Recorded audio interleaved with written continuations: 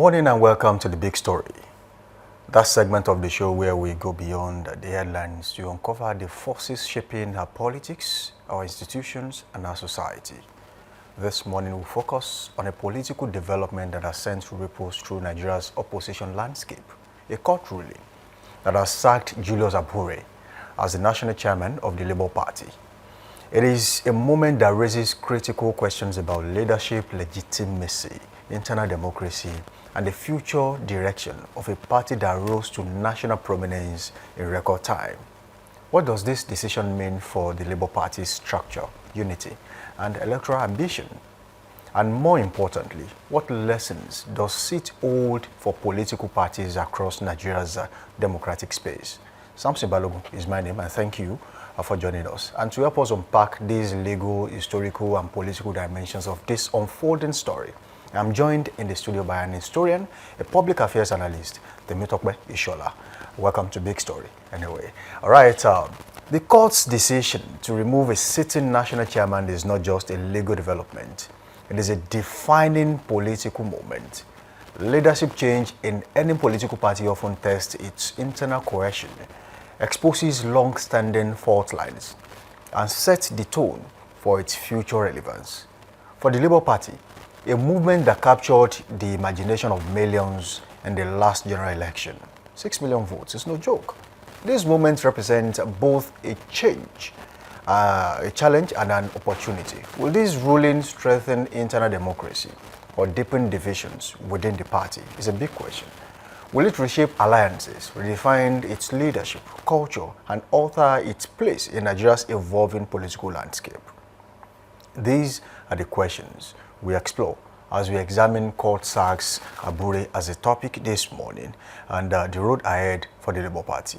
So absolutely, there's a more developed, thoughtful situations where we can have a discussion around this, but then I'm joined in the studio this morning by someone who knows so much. Historically, he's been following the Labour Party, and I know he knows so much about that party since the era where the Labour Party had 3 chairmen.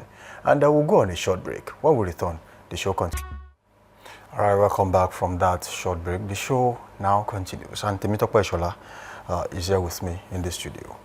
There was a time where the Labour Party had 3 chairmen, factional chairmen, the Nenadi faction, the Apapa faction, and definitely the Julius Abure faction. All of them went to court, but eventually Julius Abure was made the chairman by the court. Yes, he had the backing of members of the party at the time. Up until this moment, we had nothing. Apapa probably decided to leave all of that and then go face other things. Nenadi decided not to leave that to God. It's been the back and forth between both, and now there's a court ruling that says Nenadi is back as the chairman of the party. So what does this say for a party that rose to prominence in the last election and made an impact? I mean, coming as close as that to in a presidential election for a party that in no time there was a movement of the obedience and the likes, and now at this very juncture, what exactly is the problem with the Labour Party and why are we here? Yeah, I think the challenge we've had with the Labour Party during this period is largely the pattern that we've seen evolve within the political space, both in Nigeria and Africa, whereby when your tenure is over, elective holders are looking for means to still stay beyond the stipulated time that they are meant to stay in office. And that's what we see with the Abure issue, or should I say the Labour Party issue. Crisis. Because Abure's tenure had ended, I think, 2023, and it was meant to have been done with... 2024, and it was meant to have left office. But Abure, now knowing fully well that he didn't have the numbers to bring himself in, basically forged and rigged his way by conducting a convention that he carried nobody along. So, and there are certain stipulations within the party that says that you should do your congresses from the ward level all the way to the national. Then you go for the national convention. Abure did no convention, did no congress at the lower level, and just organized the convention. So the questions were being asked: how did the delegates emerge? Protocol were not followed. So how did the delegates emerge at the national convention? Because your delegates should be product of the congresses that are taking place at the lower level. And also, during that same period, it's interesting to also note that there were conversations that were had to bring in the obedient movement officially into the Labour Party. They had functioned externally outside of the structures of the Labour Party during the elections, and there was that need to consolidate, just like you've rightly noted.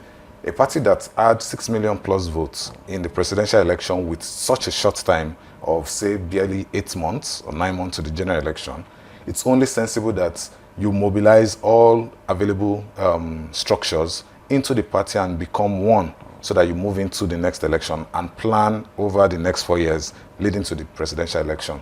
But for some reasons best known to Abure, he decided that he came up with a law internally within the party that ensures that anyone coming into the party at least a year after is not eligible to contest for any position. So which more or less alienated the obedient movement out of the party. So and it was very clear that he needed to do that to ensure that he returns as the chairman. Because if he had not done that, there would have been an influx of the obedient movement into the party, saturating all the areas. And obviously, even when it was time for the convention, the names that were popping up as potential contenders to the chairmanship spot were largely people from the obedient movement. Was it a situation where the owners of the party, who were in the party before the obedient movement, were they at any point apprehensive that if the obedient movement gets into the party, they might likely hijack the party from them? Yeah. Was that the fear? That was the fear, and it's also... Was that justified? And it's justifiable fear, because whether we like it or not, that movement, that push it was like a tsunami. We could even see what it did at the national scale of a presidential election. Imagine how much more it would have been for a party itself. And let's also note that the individuals within the Labour Party at that point in time were largely unknown. The relevance, the resources that came to their hand is as a result of the influx of the obedient movement into the party. So I feel, and I was very disappointed, I feel that there's a lack of patriotism in the country generally, and that's what played out. Because Abure and his likes, the argument they kept making or feelers they kept pushing out was that we have been in the party for all this while. So wasn't that enough as an excuse? Why do they want to push them out? But at the same time, they forget to also let us know that there was a sort of mini agreement or consideration from Peter Obi that, okay, we considered the effort you have put into this party over these years. So we are going to allow you to stay 1 year more beyond even your tenure, so that whatever it is like losses or gains you should get, we'll give you that time to still have that period. Then we now transition into another administration that takes us into the general election, and that's where the issues were. So Abure could have, and there are also question marks around. Could this be one of the reasons Peter will be left to the party? Absolutely, absolutely. We should not forget that we have a year to the elections, and every permutation, every inner workings in the political party begins as soon as January 1st came in. The departure of Peter Obi from the Labour Party, who's lost, who's gained? Now, it's interesting because a lot will still unfold. And we can't also say these issues have been totally resolved in its entirety, because there are still pending court cases going on that could tilt a lot of things. So it's wise for Peter Obi to move out of the party, go to a party that is at least stable. Whatever decisions being taken now cannot easily be challenged in courts. Technicalities cannot be brought into it. While is at least that's where the coalition of the oppositions are. So let him be there, actively functioning, get the ticket if necessary. But it's also interesting to see that back in Labour Party, his guys are still in the party. The governor of Abia State, Alex Otti, is still in the party. Who is more or less now the leader of the party. We have Nenadi, who was his appointee, as it were, nominated her and backed her to emerge as the interim. His running mate, Baba Ahmed Dati, a very trusted associate, is still in the party. But he came out to say, look, I'm nobody's mentee, and I am my own person, so I'm also running to be president. So yes. What does that mean for Peter Obi? The movement was Obi Dati movement, eventually, and now there's a break. Peter Obi has moved to the ADC. Dati Baba Ahmed is now with the Labour Party. So what does that mean for the Obi-Dati movement? It's interesting for me because I feel there's politics at play. It's politics at play. Dati would not contest. I don't see Dati contesting the election. He made that statement. Yeah, you consider that a bold claim? Yeah, I don't see him contesting. I don't see him, okay, let me put it this way, I don't see him being on the ballot as long as Peter Obi is on the ballot in 2027. Because a day after his public declaration, on an interview on Daily Trust, he also clarified that if Peter Obi doesn't get the ticket in the ADC, he will gladly step aside for Peter Obi to come take on board the ticket. So what I see going on in Labour Party currently is that they are holding forth for Peter Obi. That year has been clear. He doesn't trust the coalition. He doesn't trust Atiku. He doesn't trust their likes. So he feels that they are trying to gang up to take advantage of the Peter Obi. Now, if Peter Obi fights the battle on two fronts, he's in the ADC, his men are in the Labour Party. So what's the likelihood that he's going to win on both ends? So the advantage he has is that of recent, within the last, say, 2-3 weeks, the obedient structures have begun to collapse into the ADC. So the Labour Party challenge right now has really nothing to do at present with the grassroots network support. It's more of this leadership, administrative, technical end of things. So, and he has the guys that are capable to do that.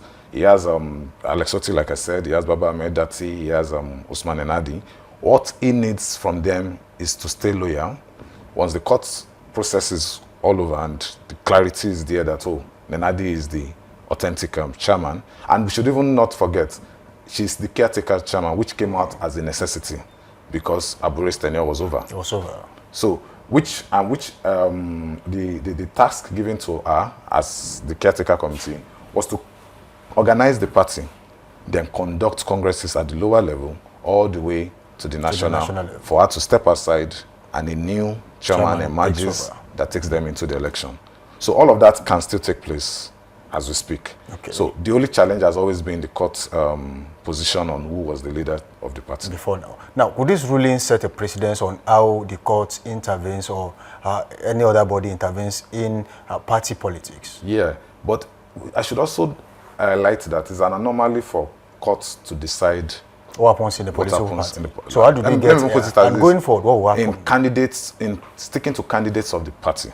And that's where the Abure issue came to be. So now the court judgment that Abure was holding on to was a court judgment that said he should be returned back.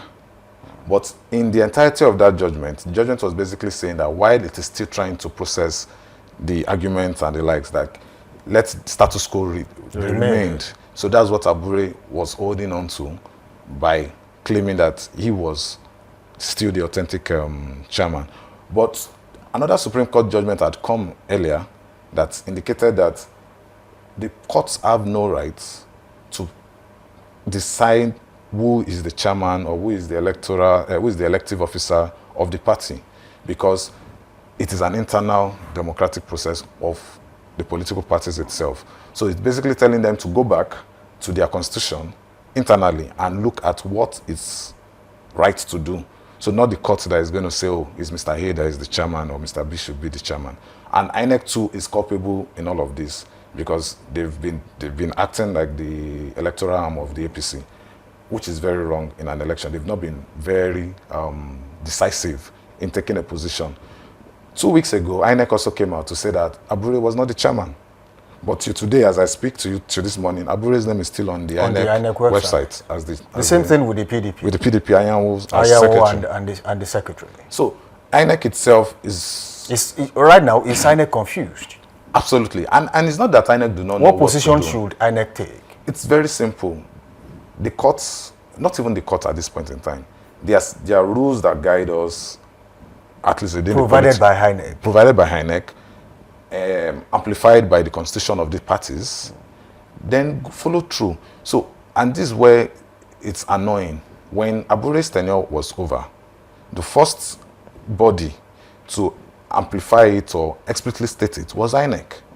He was stopped from attending the meetings of national chairmen of political parties, especially leading to the election of, I think, 2024, the state elections that took place in 2024, thereabout.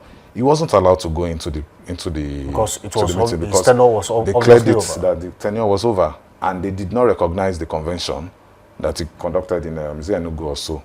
So, and that was what bettered the coming in of the Nenadi. So, Governor Alex Otti pulled the stakeholders of the party, the NLC, the TUC, and elective officers, and brought them to Abia about for I've forgotten the name of the conference or the summit within the party.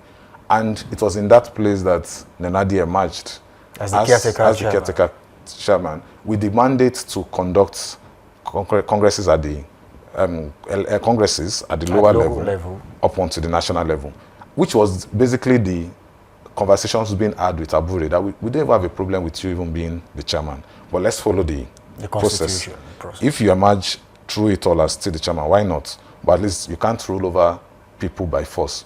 Whoever you want to lead must be comfortable with your leadership and must endorse your leadership. You don't force yourself. What does all of this mean for the balance of power within the party? And going forward, how will the Labour Party navigate the waters? So if I were the Labour Party, I would want to go through this whole process, get the Supreme Court's backing on this recent judgment, and I think that would silence whatever agitations about who leads or who doesn't lead the party, and go through the right process again of ensuring that congresses are being held at the local level up onto the national. But now it's going to be very dicey for them in the sense that the Labour Party's drive on the national end is largely pushed by the Obedience.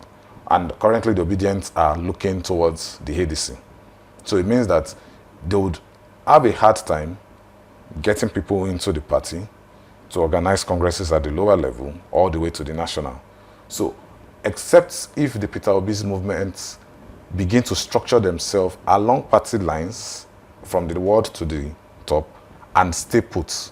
So, whichever party is going to move into or contest the elections eventually, they will just move that structure into the party, and those set of persons will take leadership in the party at the lower level so that there's a structure, there's an organization that helps them. In place. If not, we're going to have that same issue of last year whereby in many polling units, Peter Obi did not have polling agents, and which is why the ADC move was a smart one at this point in time, is dealing with a lot of people that have been well experienced in the political space and have structures in areas that it possibly does not have. So if he should get the ticket, there will be no stealing of vote at the scale at which it took place in the last election. So is the court becoming more of a tool for the political class to stall processes? Absolutely, absolutely, and sad to see, absolutely. And we can trace that back to the advent of the coming of the current president. They found a way to manipulate the court's processes to push things back, and that is not a good thing to do. Our democracy needs to keep thriving, and the courts have to keep their hands off. We should not have a situation whereby electoral umpire gives a rule, changes it, and the court endorses it. We have a situation whereby a candidate does not have the requirement to emerge, to contest an election, but the court decides to say, oh, they are silent on that, they don't want to accept the evidence on this. Like, there are a lot of discrepancies that the court has enabled, and it is high time that the judiciary of the country sits down and have a rethink internally and look within themselves and say, okay, is this the country they want to bequeath to the future generations? Because a lot of things are going wrong and people have lost faith, even in the courts. So electoral processes should be stuff that should entrench trust in the hearts of the followers. And that way they know that, oh, the person that has emerged as the president, whether we like him or not, oh, the majority of us at least puts him there. Not that the court is clear, is actively, we are seeing the active hand of the court in interfering with it. So for Labour Party as it is, the court has played its role, and I feel there are powerful hands somewhere that are moving behind the scene using using the hands of the judiciary to play political games. And okay, talking about the powerful hands behind the scenes, recently the PDP accused the APC of silently influencing happenings within the party. Is that the same with the Labour Party? Absolutely. Or other parties in Nigeria? It has been so clear. And how so? It has been so clear. We've seen Abure frolicking with Wiki. What business do they have? Probably before the election, did they even have anything to do? We've seen Abure come out to insult Alex Oti, calling him short man. Like, the effrontery to do all of that points to something that there's someone behind. It can't be Abure. A sitting governor, you speak rudely to him. Who at this time happens to be the leader of the party. So there are many moves, there are many actions that indicates it. Abure cannot account for almost $1 billion of the electoral resources that came in for Labour Party last year. He hasn't given account to date, and that's where the origin of his whole issue with Peter Obi came to be. Account for the resources that has been committed to the Labour Party for the elections, and he can't. He has houses everywhere, stuffs everywhere. So there's a lot of pointer to it. And me, I'm also going to say this. People are very quiet, or maybe they are not aware. From the very beginning, I was never expecting something good from the APC under the leadership of President Bola Ahmed Tinubu at the national level. Because what we see playing out currently at the national level has been perfected in Lagos State for the past 20 to 25 years. The only credible party in Lagos State up until 2023 elections is the party that Tinubu is inside. There are always issues in all the smaller parties. In Lagos State, in PDP, you'll see, I forgot the name of this man, Da Silva, that was the chairman. He decamped to the APC a night or 2 days before the election that you are the chairman of the opposition party. And they keep regurgitating politicians. You see Jandor breaking out of APC first, entering the PDP as if he's a new being. And when he has perfected his work, he pulled out, went back home. Jimmy Agbaje came out of the AC, entered into the PDP. So basically, those guys just hold fort so that no credible person can come out to contest against the ruling party. And once they are done, for someone like Jimmy Agbaje, he had his own contracts, was having with the government. By virtue of that, just stay where you are, help us hold on to it. So they don't have any meaningful push or challenger in the elections. So that's why the last election with this guy, Daddy-Boy Rose, shook them. If the state election took place before the presidential election, they would have lost Lagos State. So, and those are the things that are playing out. It is very clear, APC wants to go into the presidential election as the only party going into the election. And that's why you can see that they have been making moves to collapse governors across the country. But that of the Labour Party, that's Alex Oti, is still a member of the Labour Party. He has openly declared that he is not leaving that party. Absolutely. And what does that mean for Labour Party in the presidential election? They still have support from their end. Yes. I think Alex Oti is very convinced about his ability to convince the people of Abia State to vote for him. And he's right. Just like Dati also. Neither of them are babies in the political space. Alex Oti is a billionaire, and it's something money does to you. Money is a defense. It gives you some level of assurance that even if I'm not desperate, let me put it that way, to hold this position. But Alex Oti had been contesting over time, and this time around, he got the ticket, he got the votes, and he has been functioning properly in the states, and the whole state really like him. Obviously, there will be opposition structures in the state, but the large chunk of the state recognizes the work he's doing, and he's believing that, okay, on the basis and on the merits of the work I've done, I can go back and request for another term from the people. So Alex Oti's case is a very interesting one because he doesn't have a godfather in Abia State. He doesn't need to succumb to pressure from anyone in the state to get something doing. So he's a man of his own, he's a leader of his own, and that works out well for him. So no matter how we look at it, that also gives Labour Party a basis. Tinubu started his whole move across the country by holding on to one state, Lagos, and add it as AC. And from there, it's started expanding across the southwest. So having that party, having that state is a very good one for Labour Party to build on. So even if they can't do so much, at least let them consolidate on Abia State, and I trust that over time they'll be able to move further into the country. Okay, before we leave that this morning, are we going to see a resurgence of the crisis that we saw the other time, just a few months ago, where there were 3 different chairmen? Because definitely, Abure is definitely going back to court. Yeah, absolutely. Will this make Apapa to resurface as another factional chairman of the party? And how tedious would this be to eventually put this to rest in the Labour Party? I think Apapa's time is over already. Apapa's time is over. The mainstay is what's his name? Abure. And why? All of the court issues, Apapa is not a party to it. So he cannot benefit of what is currently ongoing. So currently, as far as the court cases and all have been going on, Apapa is out of the race. Apapa is out of the equation. It's basically between Enadi and Abure. So Apapa has no business. It won't even be attended to, as it were. So Abure, and what I see Abure trying to do is just the technicalities. They're trying to play on technicalities, words in the judgment, timing, and all of those things are delayed. And that's why I feel the court itself, or did I say the judiciary itself, has enabled things like this. We shouldn't be having situations whereby cases are being overflogged in the courtrooms for years, hindering process. Issues like this should be attended to decisively and swiftly. Oh, you are not the leader, you are not the leader, that's it. And not to be having conflicting judgments from court A, court B. So these are the things that makes this whole space very messy. Ordinarily, these issues should have been resolved as far back as 2023, December, or January 2024, to allow parties focus on what is right. So imagine what has happened now.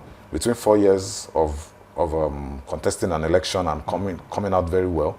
Over 2 years has been wasted. So the time the political party has to put their house in order is less than a year. It's less than a year. So they can't put structures in. So even if the court says, okay, Nenadi final, Supreme Court says final, Abure goes to sit down, they have limited time to get things sorted. So that's why. Lastly, are we going to see, most likely, if Peter Obi doesn't get the ticket in the ADC, are we going to see a return of Peter Obi in the Labour Party? So I expect we would see, on the condition that the ADC doesn't do a free, fair process. And I think that's what the whole country is watching. A lot of people are agitated, are angry with the APC, but they want to be sure that if they are voting, there's a credible alternative to the APC. And one way to prove that there's a credible alternative is to do things differently from the APC. And for now, with Atiku's involvement, it casts a lot of doubts and aspersions over the whole process. Atiku, for now, him and his camp are the only persons in the ADC pushing for an open primaries.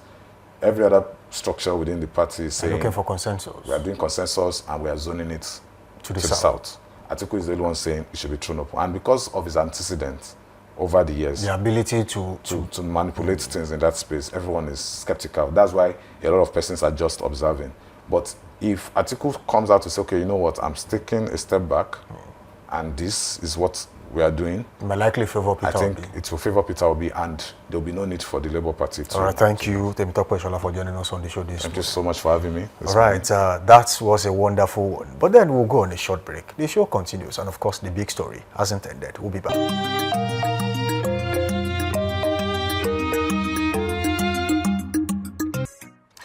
As the world advances in technology, medicine, and education, one quiet but powerful reality continues to reshape our societies.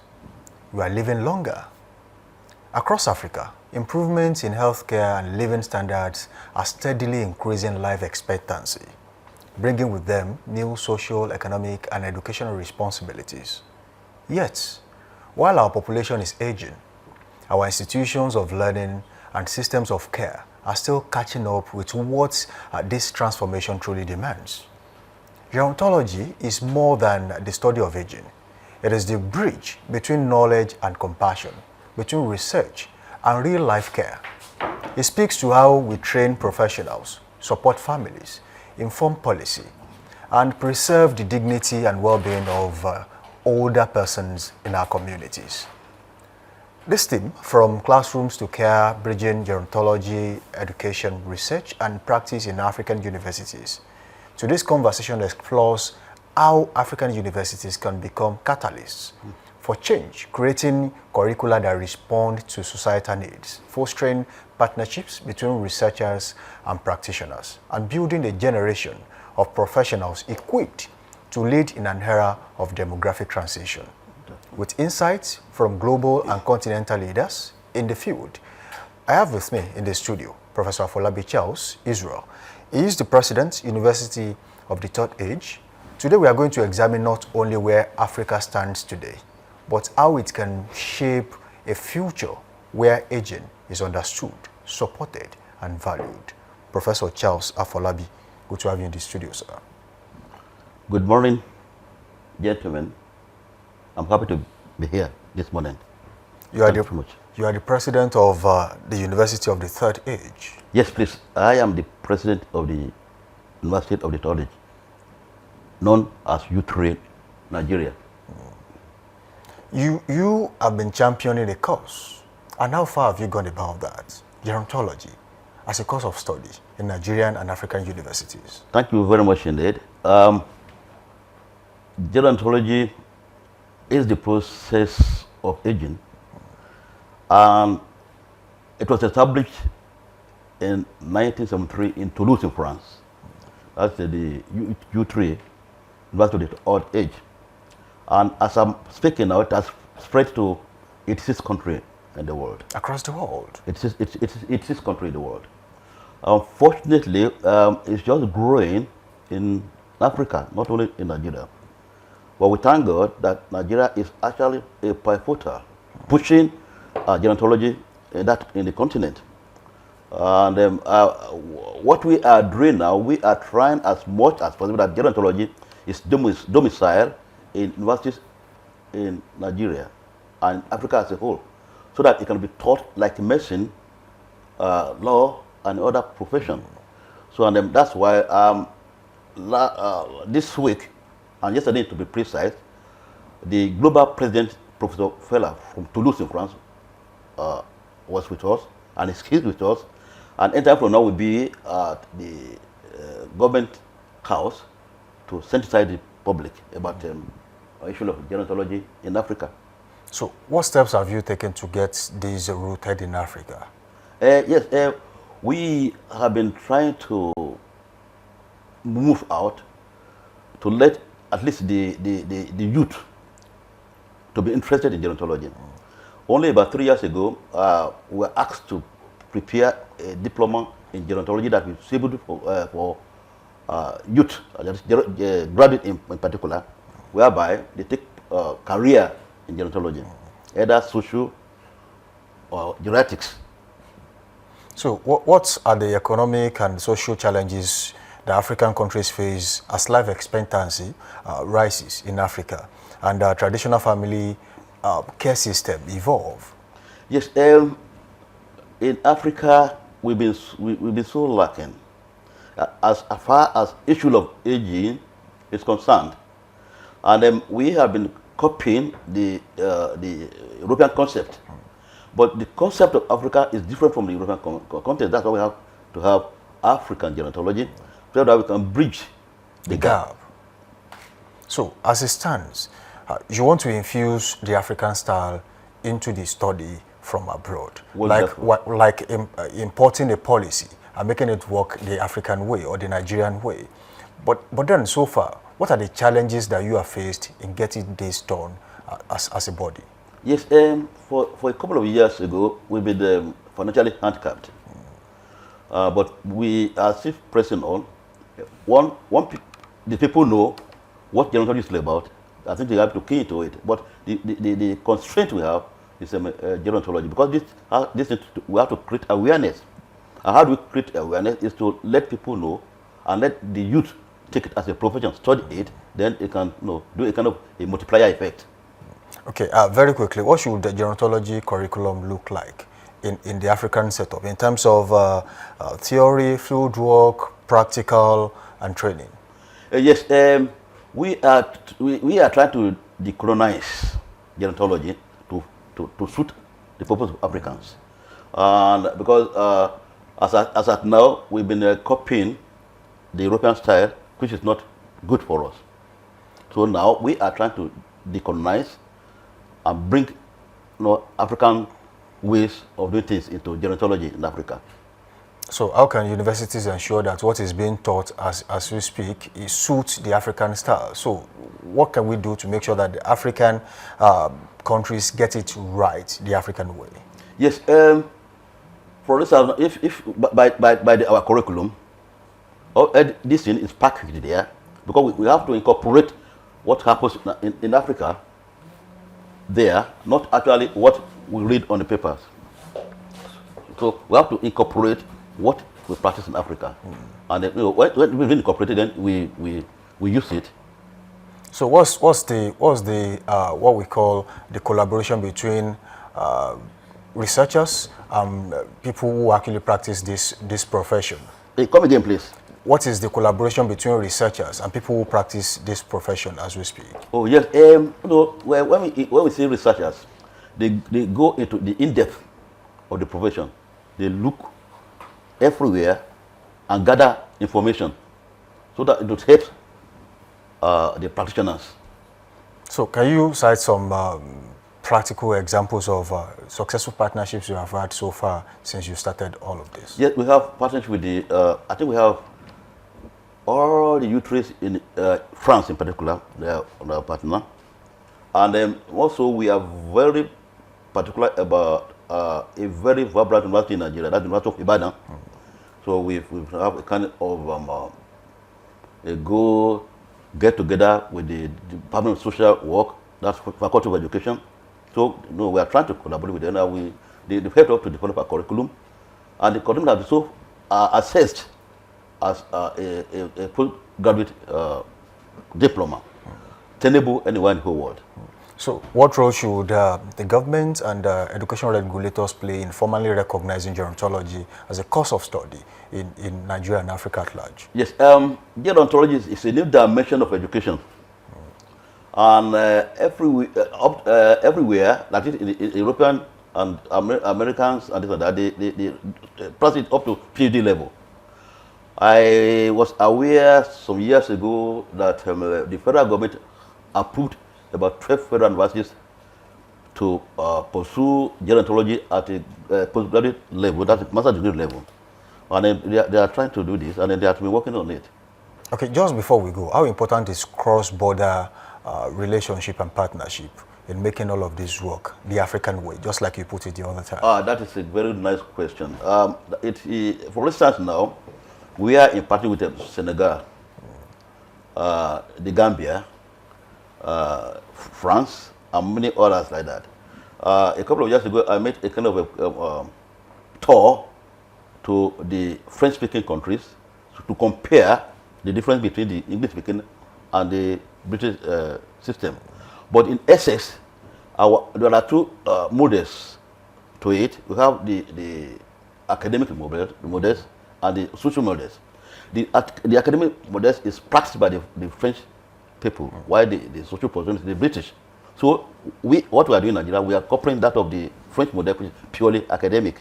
So whereby these are taught like what is being taught in the universities. So very quickly before we go, what can the private sector and civil society be engaged to create employment around all of this? Yes, the influx of aging, that people going to aging now, is alarming. And we have to get people to take care of the influx. So that's why gerontology is all about. And as at now, the carers, they are there, but they have no job. But with this is a specialty.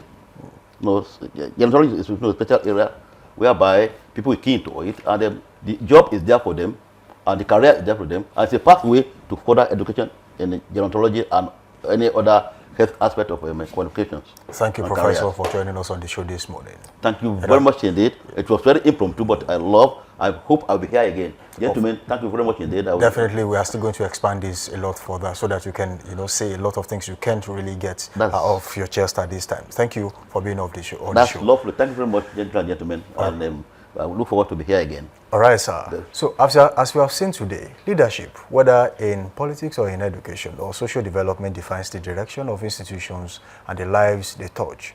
From the courtroom's impact on the future of the Labour Party to the classroom's care system shaping how Africa prepares for an aging population, the common thread remains vision, structure, and accountability. Many thanks to my guests on this show, of course, this segment of the show, Temitope Eshola, and definitely Professor Afolabi Charles for being on this show with me this morning, for their insights and contributions. Let's go on a quick break, and when we return, the show continues. We'll be back.